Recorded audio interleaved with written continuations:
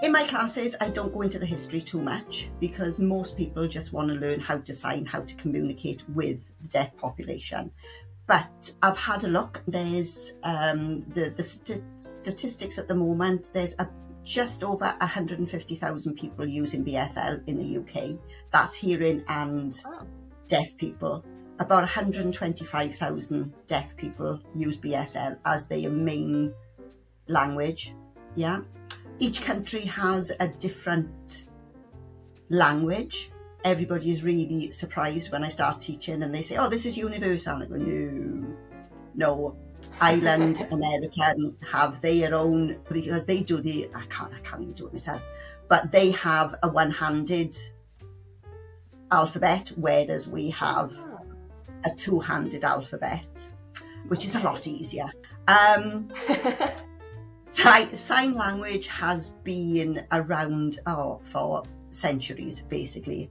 A Spanish monk created formal BSL in the 16th century.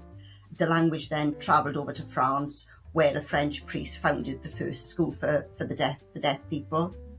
Since then, obviously, it's been global. You know, everybody uses sign, or deaf people use sign language in different countries all around the world. The first official use in the UK was apparently at a wedding in 1576. Oh wow! Because the groom was deaf, so they had to find some way of communicating with the deaf groom, and that was in Leicester. So yeah. Before 1940, sign language wasn't really encouraged in deaf people. They were encouraged more to lip read and to speak. But since then, people have found that sign language is, a lot more effective to communicate with deaf people. In 2003, it was recognised as an official language. So, same as Welsh. It took us a long time to become an official language, but we did. And it's the same with BSL. In 2003, it was recognised as an official language.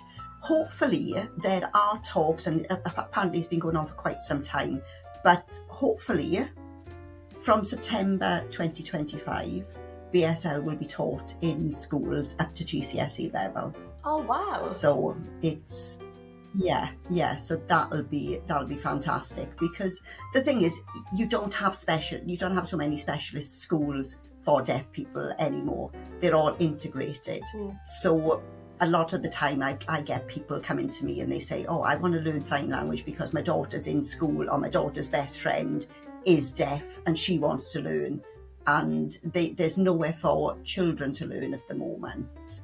So the adults learn and then teach the children, and then, or the teachers teach the children in school because they've got this deaf child or these deaf children.